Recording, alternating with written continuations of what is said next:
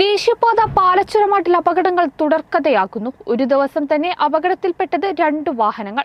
കോഴിക്കോട് നിന്ന് തൃശൂർ ഭാഗത്തേക്ക് പോകയിരുന്ന trailer lorry വളവിൽ നിയന്ത്രണം വിട്ട് മറിഞ്ഞു.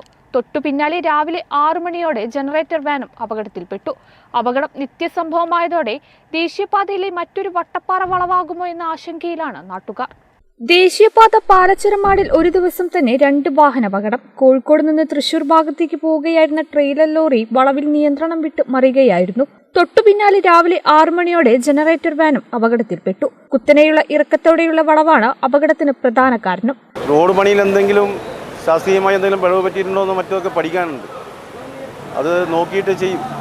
ഇത് സർവീസ് റോഡും നല്ല വളവുമാണ്. അപ്പം ഭാരവണ്ടികൾ വന്നിട്ട് 3 ആക്സിഡൻ്റായി അടുപ്പിച്ച്. അതെന്താണെന്ന് പഠിച്ചിട്ട് ചെയ്യാം. അപകടത്തിലാർക്കും ഗുരുതര പരിക്കില്ല.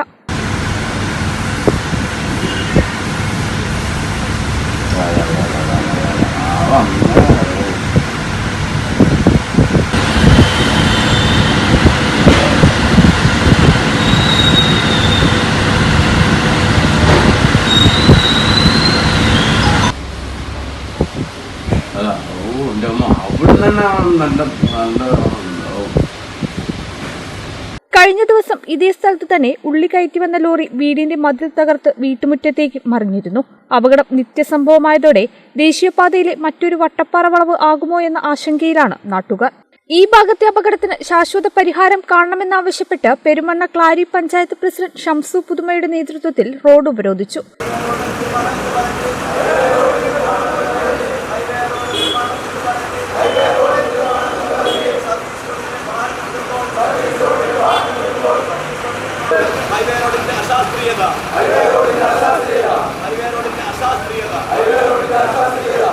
സർവീസ് റോഡിലുണ്ടായ അപാകതയാണ്. ഇവിടെ കറക്റ്റായിട്ടുള്ള സിഗ്നൽ ലൈറ്റുകളോ മറ്റ് അപായ സൂചനകൾ കൊടുക്കുന്ന ഒന്നും മുകളിൽ നിന്ന് മാർക്ക് ചെയ്തിട്ടില്ല.